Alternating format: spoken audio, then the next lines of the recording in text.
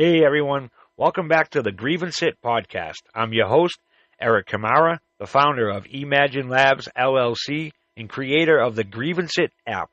This is where we hold the powerful accountable and speak truth about the stuff that actually affects our everyday lives. Today, we are talking about something you don't usually see trending on TikTok, but that impacts everything from your groceries to your gadgets, the supply chain. Yeah, we hear about it during COVID or when gas prices spike, but this issue goes way deeper. So let's break it down. Let's rewind to the 1990s. During that era, the U.S. made a series of policy decisions that would come back decades later like a bad habit. We started outsourcing everything. Why? Cheap labor, fewer regulations, and more profit for the big guys. Sounds good in the boardroom, but what it actually did was create a massive dependency on foreign production, especially in countries like China, Vietnam, and Mexico.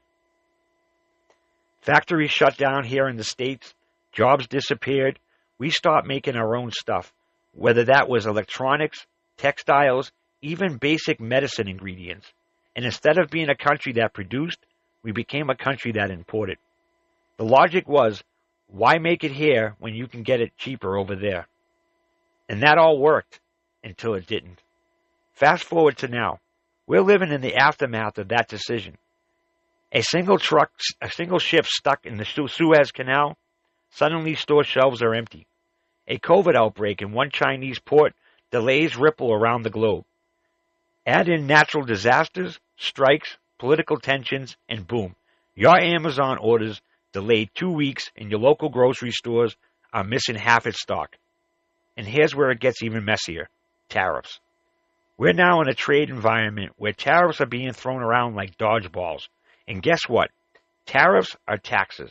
They raise the cost of importing goods, and those costs always get passed to you, the consumer. So while they may be aimed at punishing foreign governments or companies, they almost always hit regular people the hardest. Tariffs on steel. That means higher prices on cars, tools, appliances. Tariffs on computer chips or components.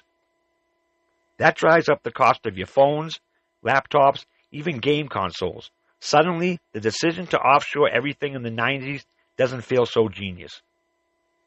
Now companies are scrambling to reshore or nearshore, meaning that they're trying to move manufacturing back to the U.S. or at least closer, like Mexico or Canada. But here's the thing. You can't flip a switch and rebuild decades of lost infrastructure overnight. We don't have the factories, the skilled labor pipeline, or the raw material access ready to go. It's like selling your car 20 years ago and realizing you now need to walk across the country. So when we talk about the supply chain crisis, understand, this isn't just about COVID or a few bad ports. This is about decades of economic decisions that prioritize profit over resilience. It's about tariff wars that makes things more expensive and unpredictable. And it's about realizing that you can't have it both ways.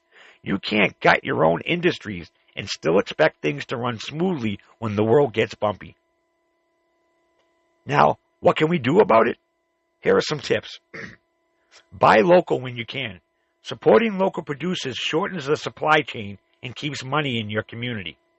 Look for transparency. Some brands tell you where things are made and how long it might take. Trust the ones that are upfront. Plan ahead. If you know you're going to need something, order it early. The just-in-time days are all over. Speak up. If you're seeing repeated shortages, let companies know. Let your lawmakers know. Don't stay silent. And of course, keep using Grievance-It to call out companies that are dodging accountability, jacking up prices, or leaving customers in the dark. We are building a tool that flips the script, putting the power back in the hands of the real people. This has been another episode of the Grievance-It Podcast.